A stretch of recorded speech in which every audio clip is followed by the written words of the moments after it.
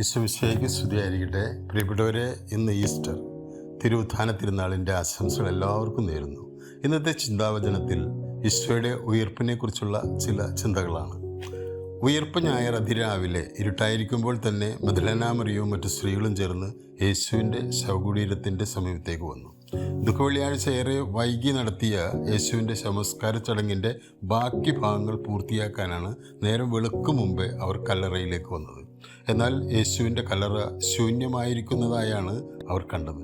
തുടർന്ന് ശിഷ്യന്മാരും വന്നു. അവരത് സ്ഥിരീകരിക്കുകയും ചെയ്തു.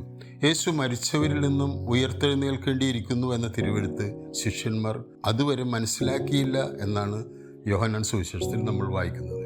ഇനി എന്തിനാണ് യേശുവിൻ്റെ ശരീരം അരിമത്യാക്കാരൻ ജോസഫും നിക്കോദേമോസും ഇത്ര തിടുക്കത്തിൽ അടക്കം ചെയ്തത്? സാബത്ത് ആരംഭിക്കുന്നതിനുള്ള ഒരുക്കങ്ങൾ തുടങ്ങുന്ന സമയമായിരുന്നു അപ്പോൾ.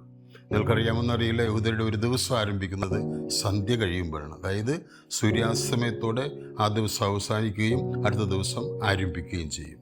കല്ലറയുടെ വെളിയിൽ കരഞ്ഞുകൊണ്ട് നിന്നിരുന്ന മഗ്ദലേന മറിയത്തിന് ഉദ്ധിതനായ യേശു പ്രത്യക്ഷപ്പെട്ടുവെന്ന് നമ്മൾ സുവിശേഷത്തിൽ വായിക്കുന്നു. പ്രിയപ്പെട്ടവരെ, യേശുവിൻ്റെ ഉയർപ്പ് വിജയത്തിൻ്റെ അടയാളമാണ്. മരണത്തിന്മേലുള്ള മനുഷ്യരാശിയുടെ വിജയം. ആ വിജയം നേടുത്തുന്ന യേശുവിനെ നമ്മൾക്ക് ആരാധിക്കാം. അവൻ്റെ സന്നിധിയിൽ മുട്ടുകൾ മടക്കാം. സഭ ആഘോഷിക്കുന്നതും പ്രഘോഷിക്കുന്നതും യേശുവിൻ്റെ ഉത്ഥാനമാണ്, മരണമല്ല. കുരിശ് മാർഗവും ഉത്ഥാനം ലക്ഷ്യവുമാണ്. ആ ലക്ഷ്യത്തിലേക്കുള്ള പ്രയാണമാണ് നമ്മുടെ സുവിശേഷ ജീവിതം. അതിനുള്ള അടയാളം ഈശോ പറഞ്ഞു തന്നത് യോനാ പ്രവാചകന്റെ അടയാളമാണ്. തിമിംഗലം തൻ്റെ ഇരയെ 3-ാം നാൾ സ്വതന്ത്രമാക്കി. മരണം തൻ്റെ ഇരയായ മനുഷ്യജീവനെയും 3-ാം നാൾ സ്വതന്ത്രമാക്കി. ആ സ്വാതന്ത്ര്യമാണ് നാം ആഘോഷിക്കുന്ന ഉത്ഥാനം. ആ സ്വാതന്ത്ര്യത്തിലേക്കാണ് യേശു നമ്മെ ക്ഷണിച്ചിരിക്കുന്നത്.